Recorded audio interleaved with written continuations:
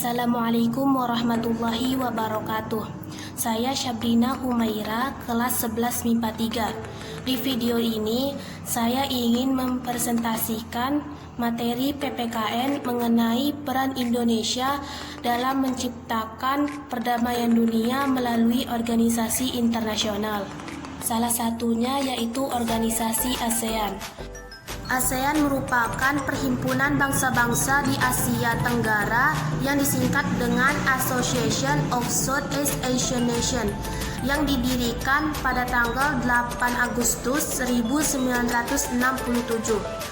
Pendiri organisasi ini ditandai dengan Deklarasi ASEAN atau yang dikenal dengan Deklarasi Bangkok oleh negara sebagai pendiri ASEAN. Ada 5 tokoh pendiri yang mewakili negara di Asia Tenggara. Yang pertama, Indonesia diwakili oleh Adam Malik. Yang kedua, Malaysia diwakili oleh Tun Abdul Razak. Yang ketiga, Singapura diwakili oleh Sinan Tambi. Yang keempat, Filipina diwakili oleh Narciso Ramos. Kelima, Thailand diwakili oleh Tanat Koman. Tujuan dibentuknya ASEAN adalah pertama, mempercepat pertumbuhan ekonomi. Yang kedua, meningkatkan perdamaian dan stabilitas regional.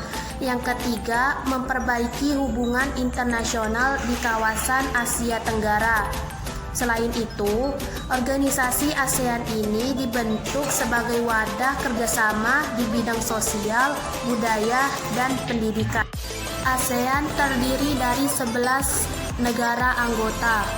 Yang pertama Indonesia, yang kedua Malaysia, yang ketiga Singapura, yang keempat Filipina, yang kelima Thailand, keenam Brunei Darussalam yang bergabung dengan ASEAN pada tanggal 7 Januari 1984. 7.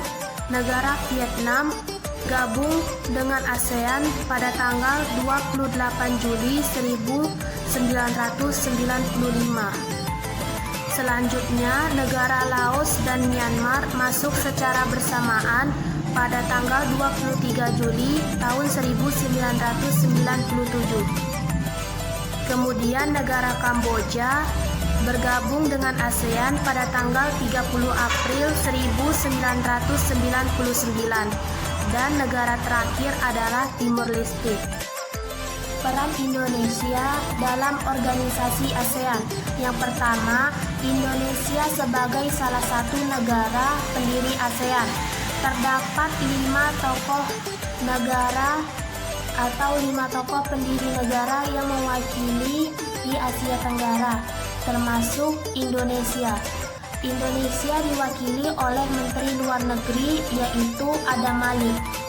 Yang kedua, sebagai salah satu pemimpin ASEAN pada tahun 2004, yakni pada era Orde Baru di bawah kepemimpinan Presiden Soeharto, Indonesia pernah menjadi pemimpin ASEAN yang selama kepemimpinannya Indonesia memiliki prestasi, yakni salah satunya Indonesia mampu mengajak negara-negara ASEAN untuk melakukan evaluasi terkait kesepakatan ekonomi ASEAN sebelumnya yang berhubungan dengan program kerjasama sektoral di berbagai bidang. Yang ketiga, menjadi tuan rumah konferensi tingkat tinggi di ASEAN. Yang keempat, menyelesaikan konflik yang dialami oleh negara-negara anggota ASEAN, yakni salah satunya Indonesia menjadi penengah pada saat terjadi konflik antara Kamboja dan Vietnam pada tahun 1987. Sekian penjelasan presentasi saya akhiri. Wassalamualaikum warahmatullahi wabarakatuh.